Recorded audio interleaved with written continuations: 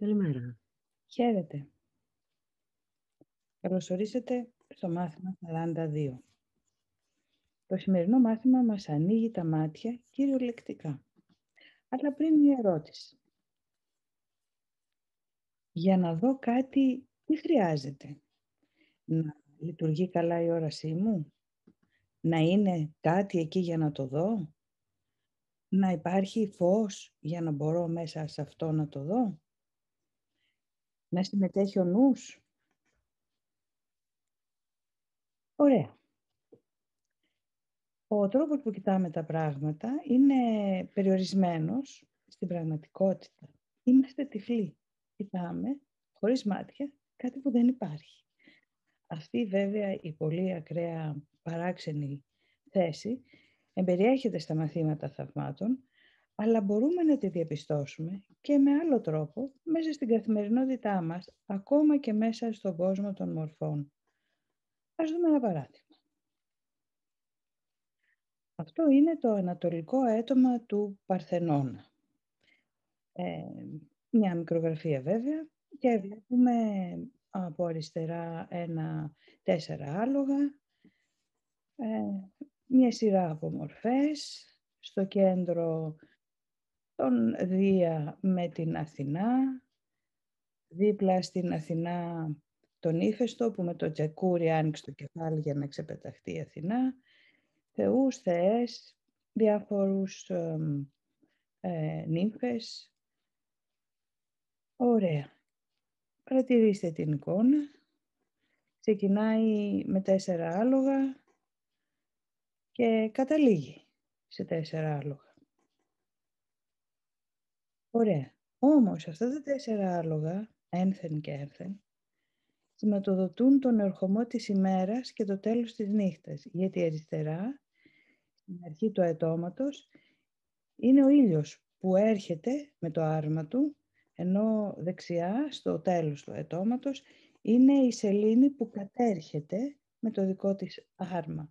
Άρα μας λέει ότι αυτό όλο το θαύμα της γέννησης της Αθηνάς συμβαίνει καθώς η νύχτα τελειώνει και αρχίζει η ημέρα.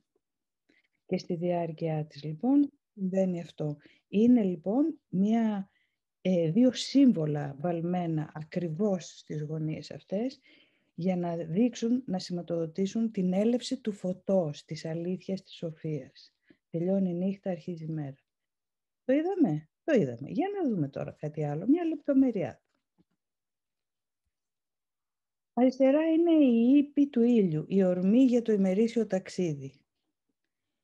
Δεξιά είναι μια λεπτομέρεια από τον ύπο της σελήνης. Είναι η κόπωση από το νυχτερινό ταξίδι. Παρατηρήστε πόσο διασταλμένα είναι τα ρουθούνια, πόσο λαχανιασμένο δείχνει, πόσο ανοιχτό το στόμα σε σχέση με τα άλογα του ήλιου, πιο κλειστό στόμα, πώς διαγράφονται οι φλέβες από την κούραση.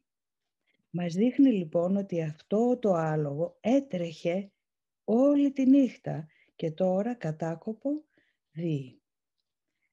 Στη σύνθεση λοιπόν μπορούμε επίσης να το διακρίνουμε βλέποντας πάλι την ίδια εικόνα που βλέπαμε πριν. Αλλά τώρα τη βλέπουμε διαφορετικά γιατί μπορείτε τώρα να διακρίνετε ότι τα άλογα του ήλιου με τα κεφάλια προς τα πάνω έχουν μια ανωδική πορεία.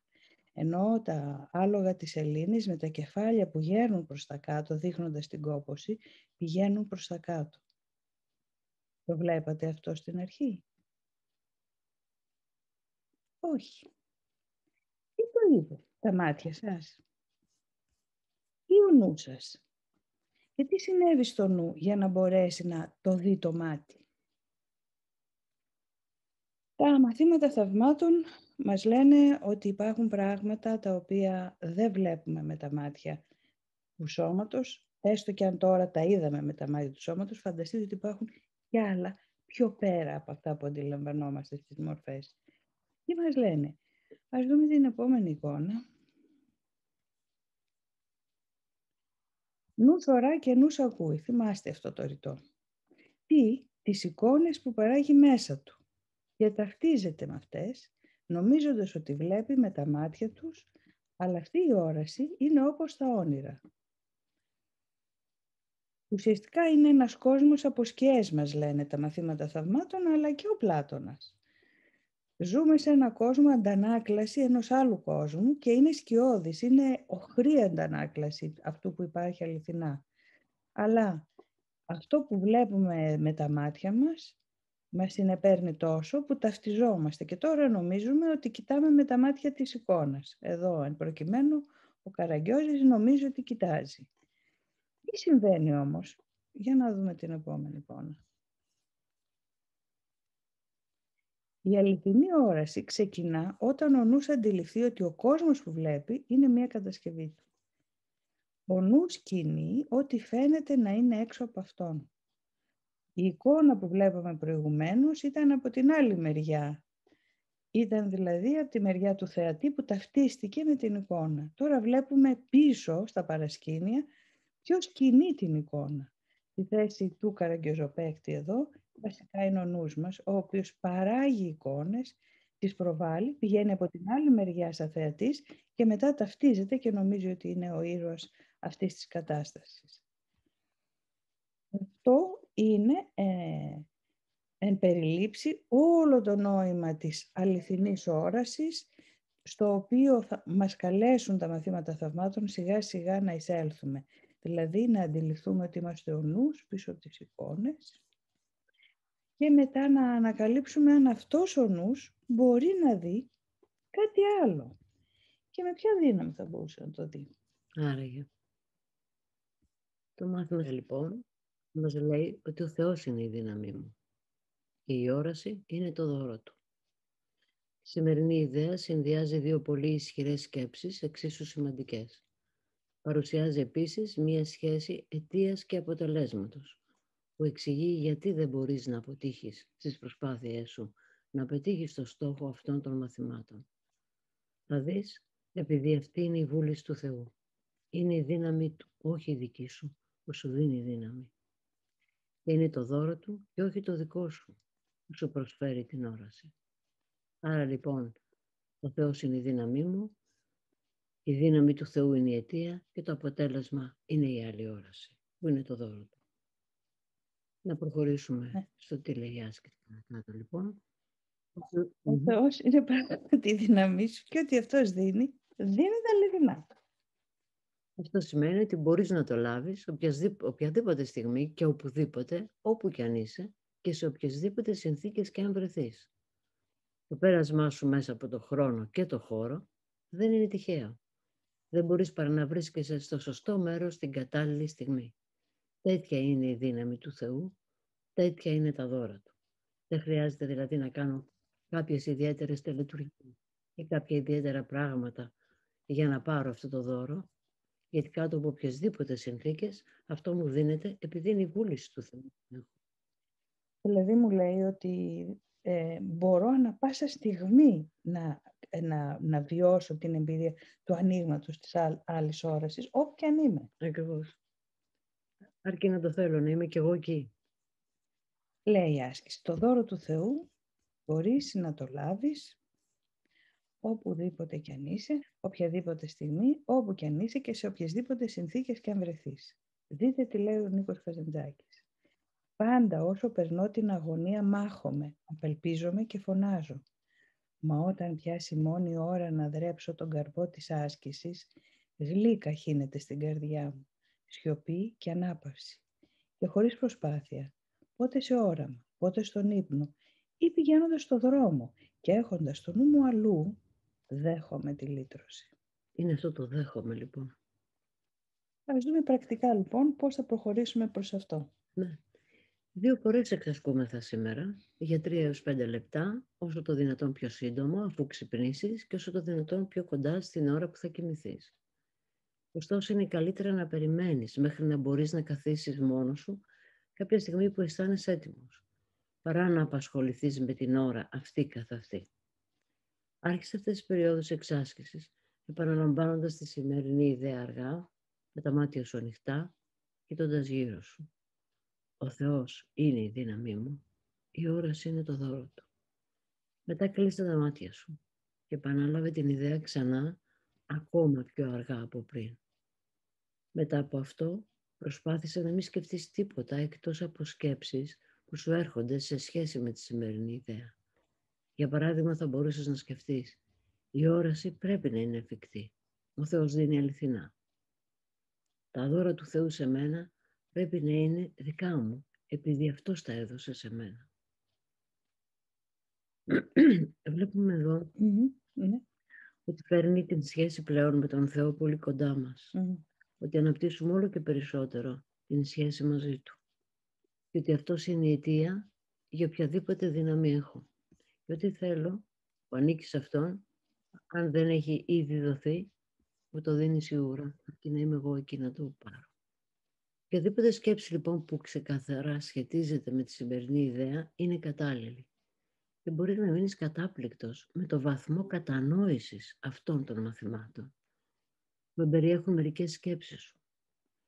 Άφησε τις να έρθουν χωρίς να τις λογοκρίνεις.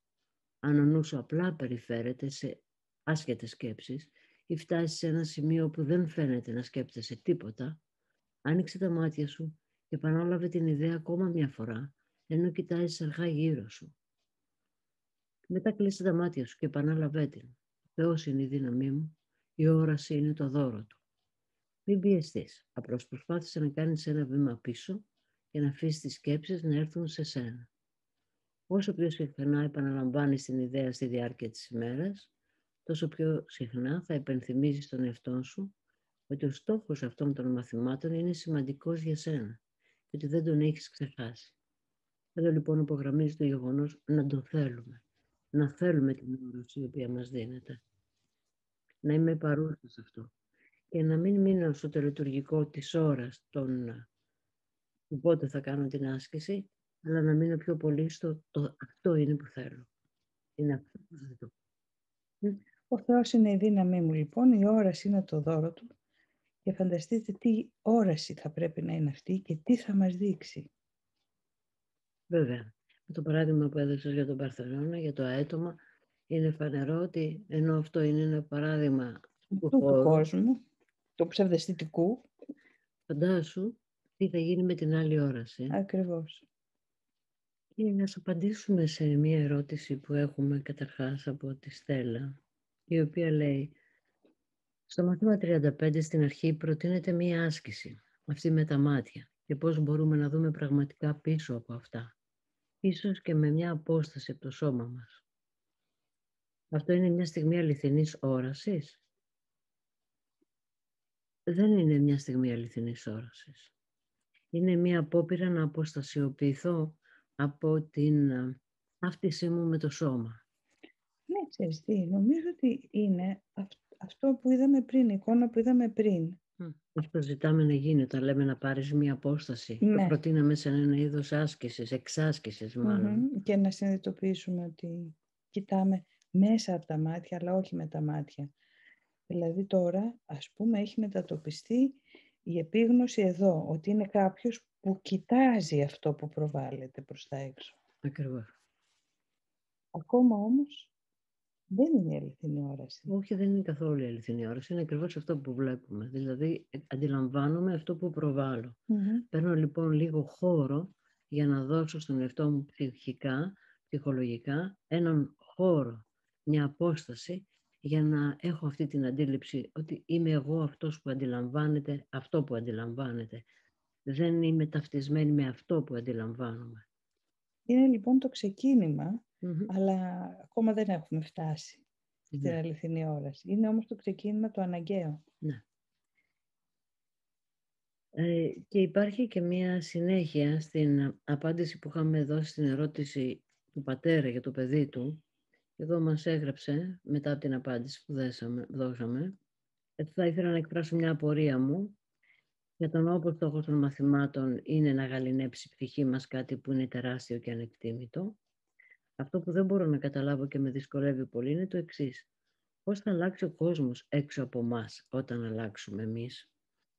Να πούμε για όσους δεν έχετε διαβάσει ακόμα το newsletter που στείλαμε, ότι ο πατέρας αυτός έχει ένα θέμα με το παιδί του και ρωτάει τι μπορεί να κάνει ώστε να αλλάξει αυτή η σχέση. Η δική μας εισήγηση ήταν να αλλάξει ο ίδιος.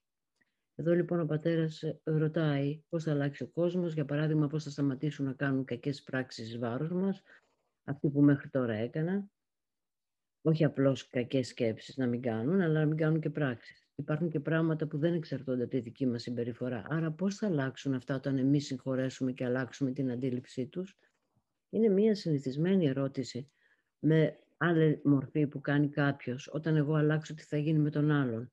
Ειδικά όταν είναι ζευγάρια, όταν είναι κοντινές σχέσεις, όταν μένουμε μαζί. Μαθήματα θαυμάτων μας λένε ότι το σχέδιο της σωτηρίας ή της λύτρωσης είναι ατομικό. Αλλάζοντας εγώ τρόπο σκέψης, άρα και τρόπο και συμπεριφορά, δεν είναι η αιτία που θα αλλάξει τον άλλον, είναι η αφορμή όμως για να στραφεί μέσα του άλλος. Ο χρόνος που θα γίνει αυτός όμως δεν εξαρτάται από μένα, ούτε είναι η δικιά μου δουλειά να ασχολούμαι με αυτό. Δηλαδή αν ο καθένας κατανοήσει ότι μέσα του υπάρχει ανάγκη να έχει ειρήνη και ότι ο λόγος που δεν έχει την ειρήνη δεν είναι ο άλλος απ' έξω, δεν είναι τα πράγματα απ' έξω, είναι ο τρόπος που σκέφτομαι, όχι να αλλάξει το έξω για να αλλάξω εγώ, όχι να του δίνω δύναμη του έξω γεγονότος, ανθρώπου, πραγμάτων για να αλλάξω εγώ.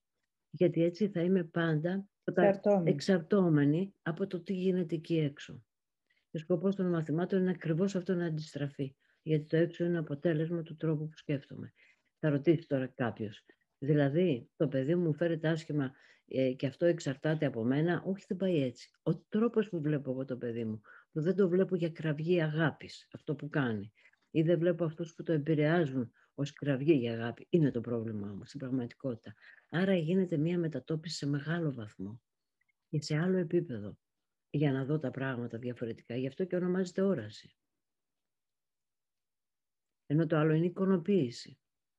Χρειάζεται λοιπόν να θέλω να ξεφύγω τελείως από τον τρόπο που έμαθα να σκέφτομαι. Γιατί αυτός ο τρόπος τελικά είναι λανθασμένος, γιατί φέρνει πόνο. Νομίζω ότι υπάρχει κάποια ερώτηση. Ναι. Οπότε προσωπικά αισθάνομαι ότι όσο αλλάζω εγώ, αλλάζουν και οι άλλοι. Το βλέπω να γίνεται. Ό,τι και αν βλέπουμε να γίνεται εκεί έξω, δεν είναι ο σκοπός αυτός. Όταν αλλάζουμε εμείς, ο σκοπός μας δεν είναι να αλλάξουν οι άλλοι. Παίρνω κυριολεκτικά την ευθύνη της αλλαγής μου πάνω μου. Θέλω να αλλάξω για μένα και αυτό προσφέρεται, είναι η συνεισφορά μου στην ανθρωπότητα. Αλλά το τι θα γίνει στους άλλους δεν είναι δικιά μου δουλειά. Αν πάω να επέμβω σε αυτό το τομέα, έχω ξαναγυρίσει στο εγώ, έχω ξαναγυρίσει στον λάθος οδηγό. Ναι, μπορεί να συμβεί να δούμε ότι το περιβάλλον ανταποκρίνεται θετικά σε μια δική μας αλλαγή, αλλά μπορεί να ανταποκριθεί και αρνητικά. Οπότε δεν θα συνεχίσω την αλλαγή για μένα και βέβαια θα τη συνεχίσω, γιατί εγώ θα έχω δημιουργήσει μια επαφή με τον δικό μου εσωτερικό χώρο ασφάλειας, ό,τι και αν γίνεται έξω. Μπορεί θετικά, μπορεί αρνητικά να προκύπτουν τα πράγματα στο περιβάλλον, εγώ μπορώ να παραμένω ακλόνητη. Αυτό είναι το ζητούμενο. Είναι τόσο πραγματικό αυτό που λες, ότι αν πάμε εμείς να αλλάξουμε το περιβάλλον μπορεί να αντιδράσει και αρνητικά. Και όταν λέμε το περιβάλλον εννοούμε το σύστημα αναφοράς των σχέσεών μας. Παραδείγματος χάρη μέσα σε μια οικογένεια που οι ρόλοι έχουν μοιραστεί. Και ο καθένας έχει ένα σενάριο το οποίο παίζει.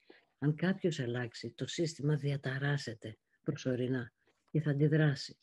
Θέλει να συντηρηθεί η κατάσταση, η προηγούμενη. Δεν καταλαβαίνει ότι είναι για καλό του. Άρα λοιπόν η αλλαγή που έχει αποφασίσει ένα άτομο χρειάζεται να επιμείνει σε αυτήν, να μην επηρεαστεί από το έξω και το περιβάλλον, το σύστημα αναφοράς στο οποίο είναι οι σχέσεις του θα αλλάξει κάποια στιγμή αναγκαστικά, γιατί αλλάζουμε έναν παράγοντα.